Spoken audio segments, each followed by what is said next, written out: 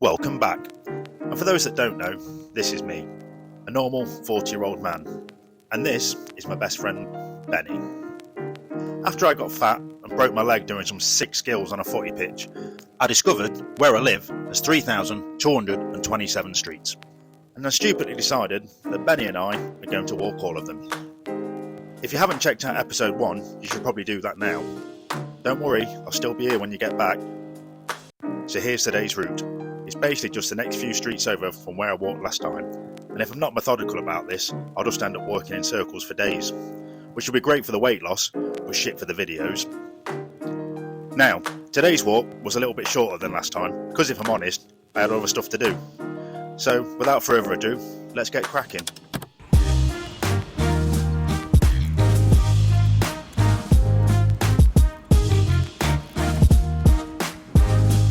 So I estimate that today's walk is going to take about 20 minutes. It's a lovely sunny day, and here's good old Benny, he's happy as always.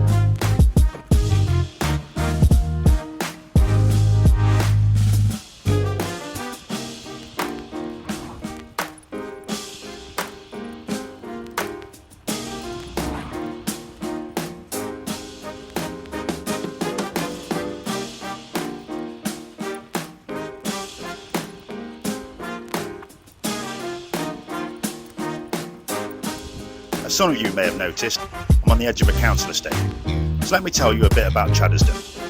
Like most suburbs in England, we have a park, a library, a couple of schools and a few pubs. Most of the houses in the area were built in the 1930s, but it wasn't fully incorporated into Derby until the 1960s. I'll be honest with you folks, Chad does have a slight reputation of being a bit rough and ready. But I've lived here for about 10 years and he's treated me well so far, and luckily, for today's video, I'll be walking around the nicer part of it.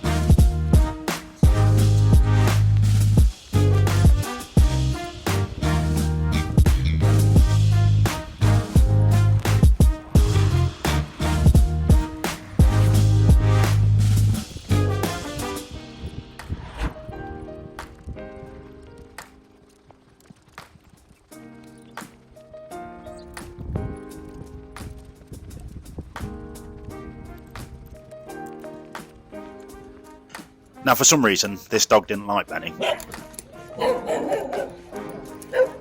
It's probably because Benny's cool and that dog's an idiot.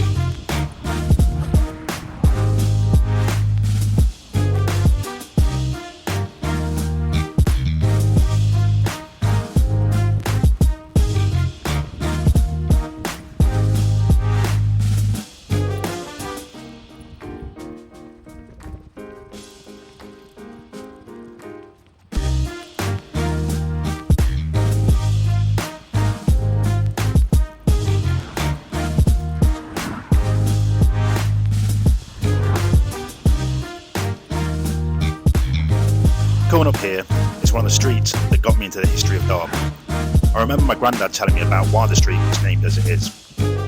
The story goes that in the 1850s, Enoch Stone, a local man from a village called Spondon, was found assaulted and robbed.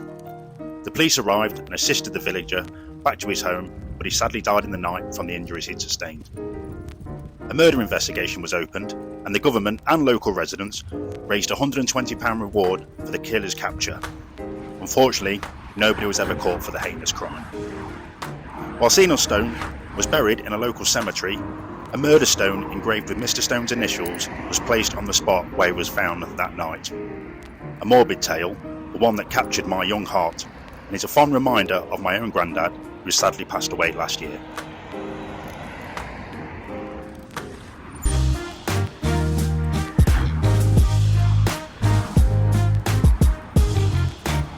And there you have it folks, another 10 streets ticked off the list, taking our total to 22. And not a shabby time either, just over 20 minutes. So join us on the next one, where we may even walk past my own house.